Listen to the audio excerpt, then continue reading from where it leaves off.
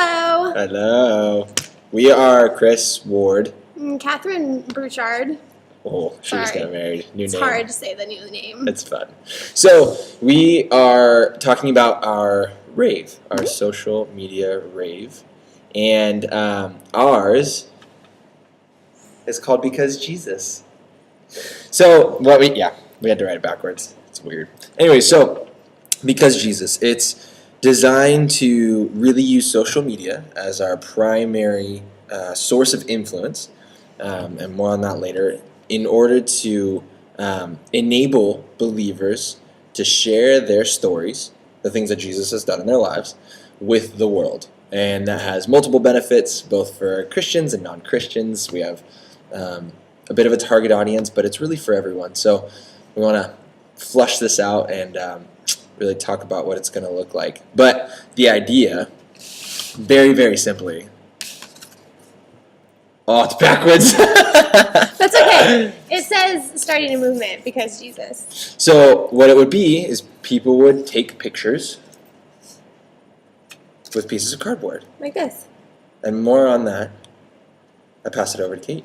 So we really want to enable people to have an opportunity to share a moment in time where God has impacted their life, specifically what Jesus has done. And this isn't a cardboard testimony. It's not necessarily a confession. It's more of a statement. Like, this is real in my life because Jesus. I made it through cancer because Jesus. I have friends because Jesus. I don't know. It could be anything. But it's really just to spark a movement based on simple statements that can evolve into confessions, that can evolve into even an outlet for people who are frustrated with Jesus. But we want to get it out there on a forum, on the same hashtags, so that people can start to have the conversation, why these things are happening and what Jesus has to do with it. So it finally combines non-Christian and Christian Christians in the same forum in social media to have a conversation, hopefully, and maybe develop relationships. It's also a great opportunity to use it for yourself, to motivate yourself, to keep yourself accountable. A lot of times we use social media as kind of a film or a false sense of identity.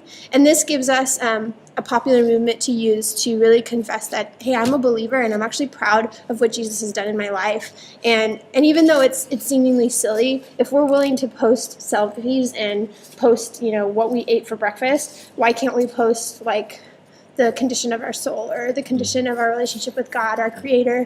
So it's really just a challenge that we've come up with to hopefully invite people to share who God is to them and also what He's done.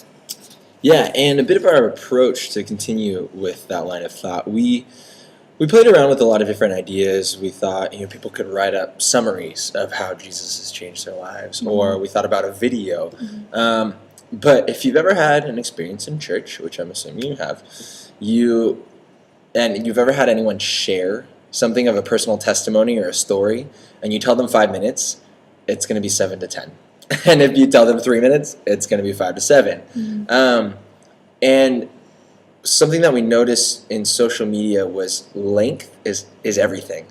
Is everything. If you see a video and it has a really interesting title, but then you look down and it's 7 minutes long, I'm sorry, I don't have time for that. Nope. Ain't nobody got time for that. Ain't nobody. So we thought it would be wise, and we didn't even think we could we could encourage people to keep it like 30-second video or something, but even then, it would be difficult to keep it that way, and it would be difficult for people to share the story, which is why, as Kate said, it's a moment in time, and we know that Jesus does work in our hearts over time. I know we have specific moments where He spoke to us, but we also know that there are times when Jesus just works in process. We see that in the Bible as well. But the thing that we want to do is we really want to encourage people to be succinct, take their story and shorten it,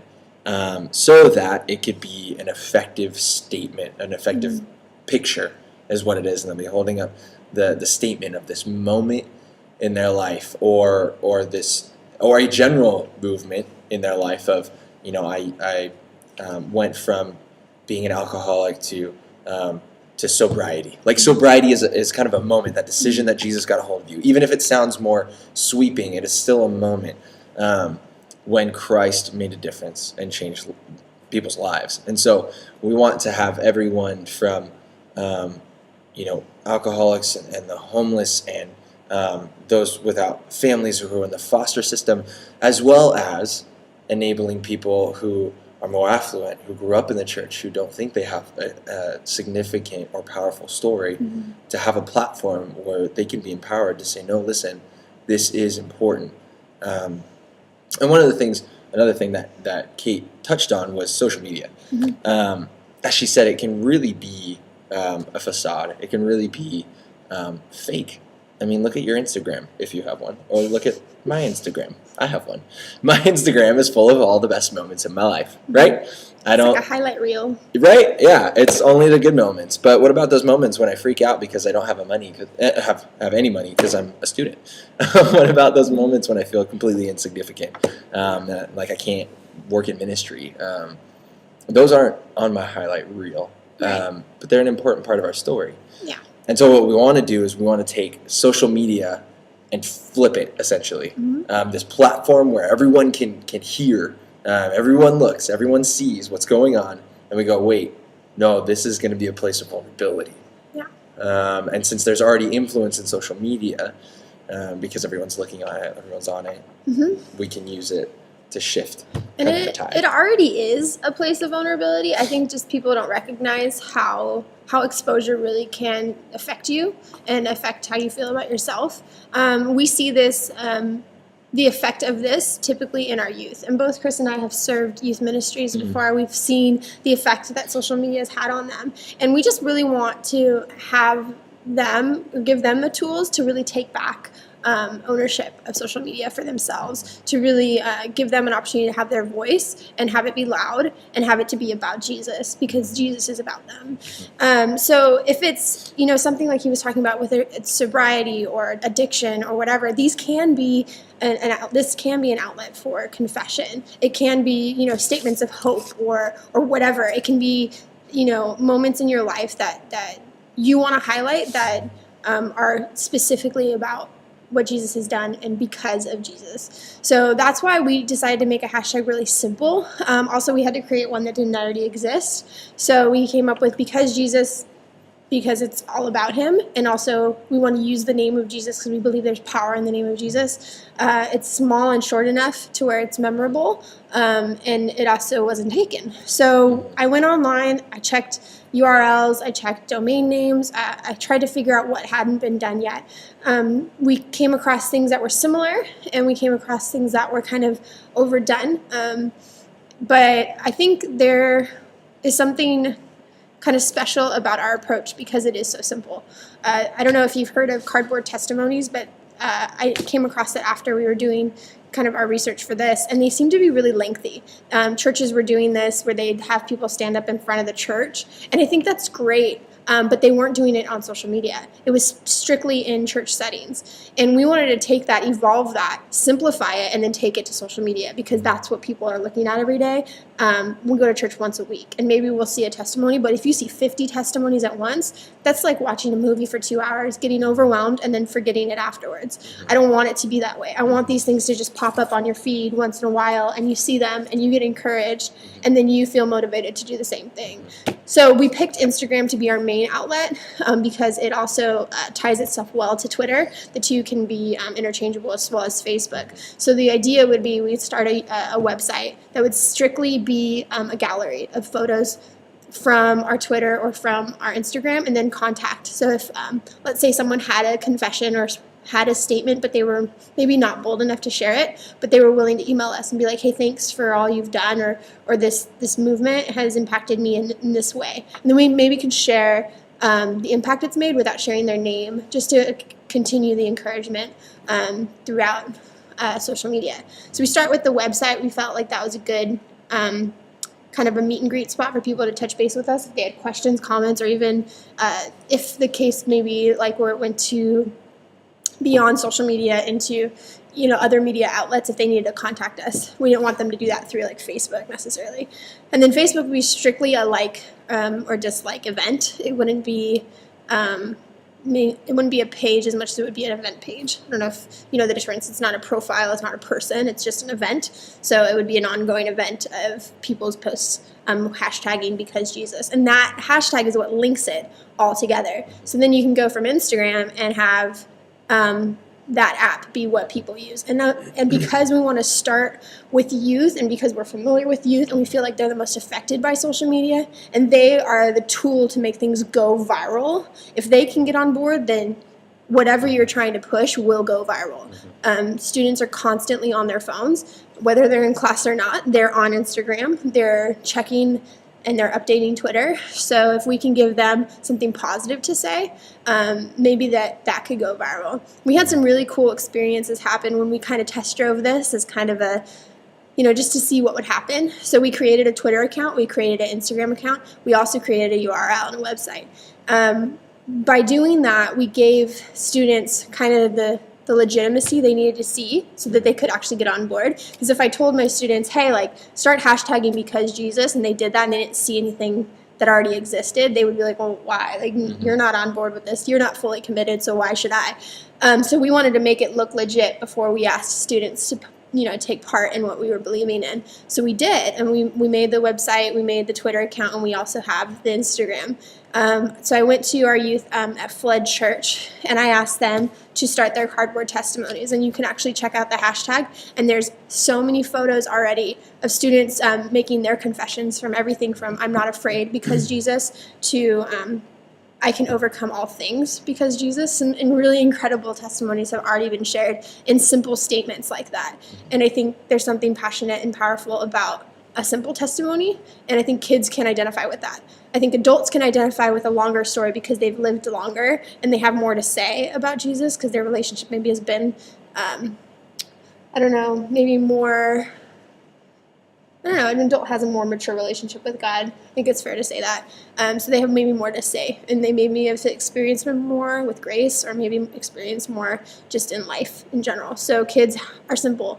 They just want to be able to make statements like they do about their favorite celebrities, So we give them that outlet, and it went off, and they actually took it to their own schools. We had one girl come back to me specifically and say thank you for this, because she started to do this at school, and she had friends doing it. They had hashtag because Jesus on their backpacks. They started writing it on their shoes. They made bracelets to hand out to each other. It was really cool to see that happen, even though it wasn't really our intention to make this go viral. We wanted to see what would happen if we just invested a little bit of energy with our youth, just our local youth, and see what they could do with it. And they ran with it. Yeah. It's really important for the Christian church to know honestly what is relevant right now, and how to take the never-changing truths of Jesus and make them relevant to today's youth and to the population at large. And so while I believe that the church should be at the forefront of innovation, of new trends, of new topics, we should at least be on board with all of it. Right now it is the hashtag. Right now it is. And neither one of us could imagine what's next. We don't know what's gonna take off next. How long hashtags are gonna stick around, but we know what's popular right now.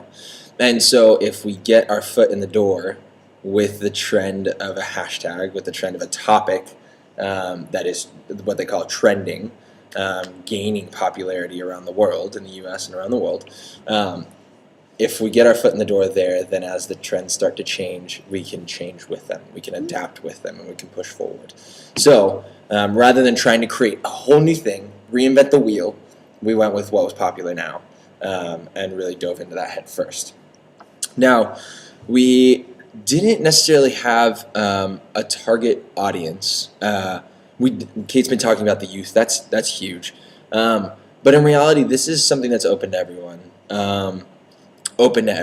So we'll talk about the impact that this would have on people in the church, first and foremost. We've talked about it a bit, but it's an opportunity for people to share their stories, to embrace vulnerability. Now, what that accomplishes within the body is huge. It enables people to share their stories with other believers, and maybe as they share it with the world that's intangible, the rest of the world seeing it, maybe it also opens up opportunities for their community around them to enter in, which we know is so much more important than having so many random people know about it. It's like, well, what about the person closest to you?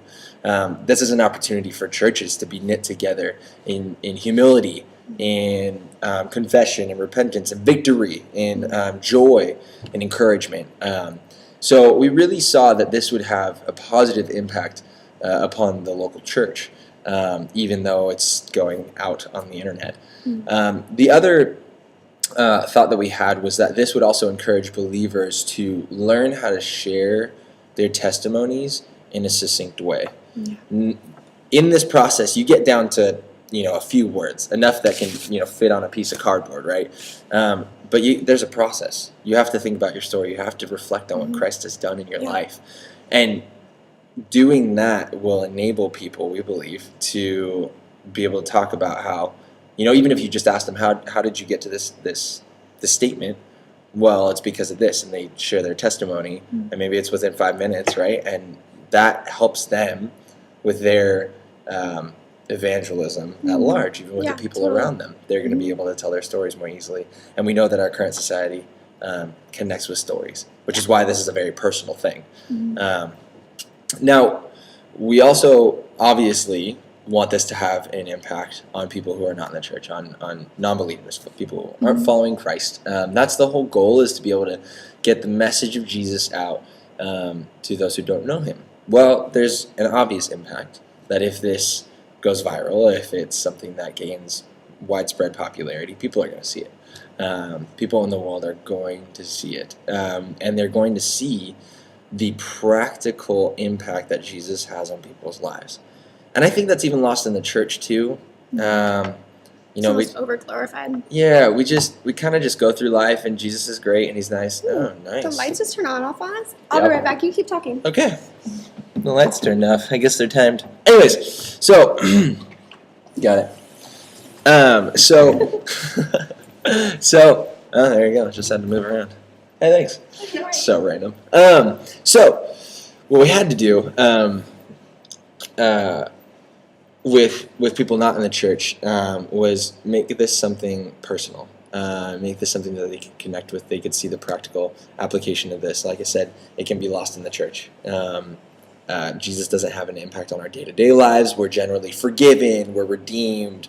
We're restored. That's really nice when we get to heaven. And right now I'm just living my life. Well, this reminds both the church and the non-believer that Christ matters now. He's doing really tangible things.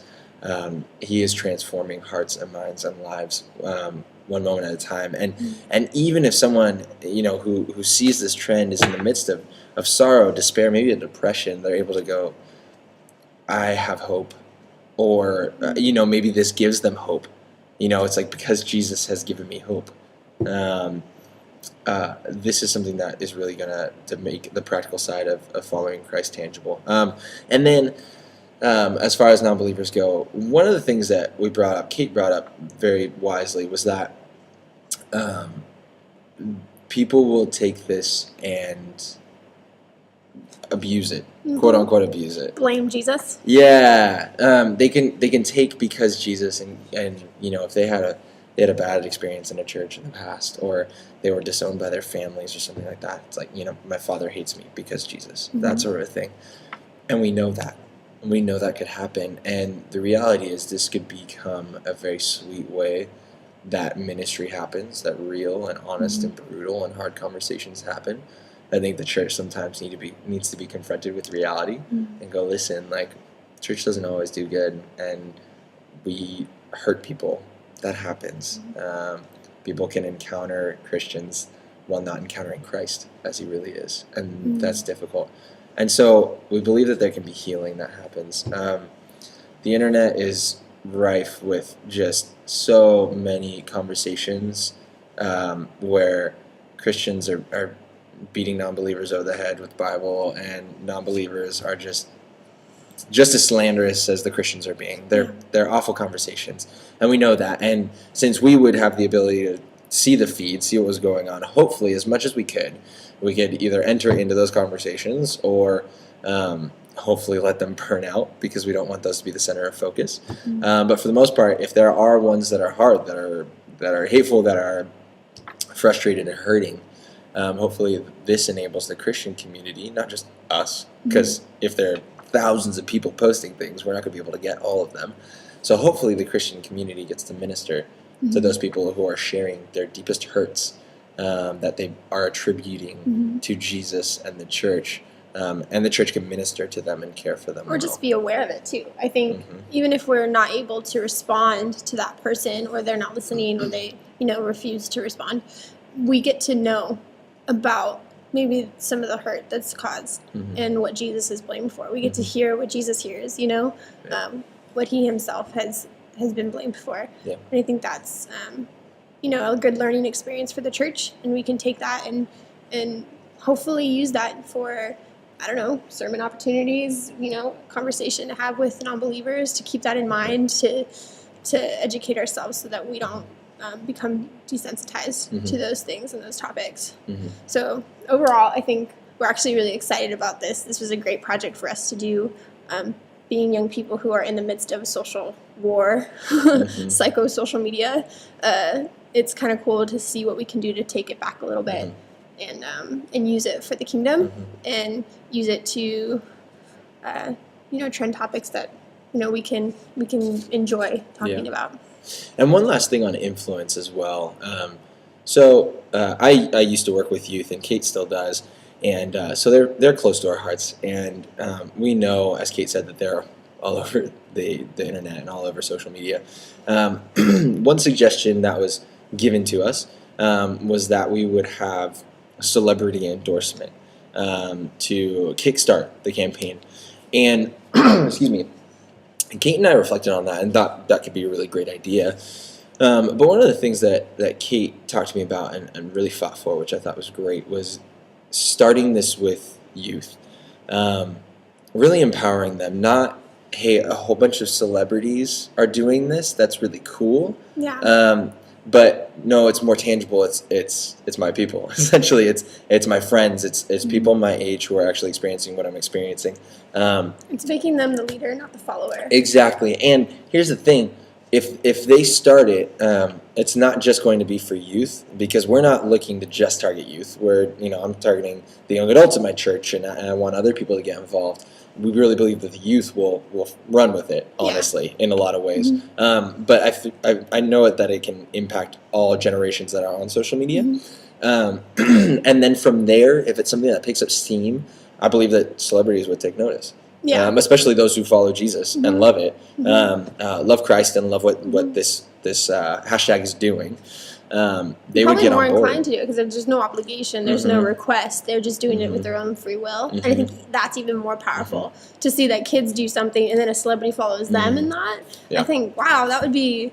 I feel like if I was a kid in high school and I was around when it first started and I saw, a celebrity that I admired take it, 2 months later, I would feel empowered by that. Absolutely. And encouraged to continue and to share more. Yeah. And I think strategically, if you think about a battle, like, you put all your infantry on the front line, but then you save the cavalry for the end, where you just come in and you dominate, right? And so I almost feel like waiting on celebrity endorsements, that would become the tipping point. Yeah, exactly. As we read about. That would become the tipping point. So it's already gaining steam, but it needs just a little bit more. If we went full steam right at the beginning, it would die off pretty quickly. Exactly. It would at least have a higher chance of that. But if we build organic groundswell of people doing more grassroots, getting involved in this, and then celebrities take notice, they could really blow it into the worldwide rave that we're going for. So that's kind of the strategy behind targeting local churches. I mean, San Diego's huge, and there's tons of churches, and even just at Bethel Seminary, there are so many different churches represented that we could have a sphere of influence. So, that would be so big, just to even start off with. So, that's our rave. That's what we're going for. We see the impacts of social media on believers and non-believers, of the whole project on believers and non-believers, and all of it for the glory of Christ. Like we said, we know that there could potentially be negativity thrown its way, but we were promised that as followers of Christ, and we can't control everything, but at least we've thought through it.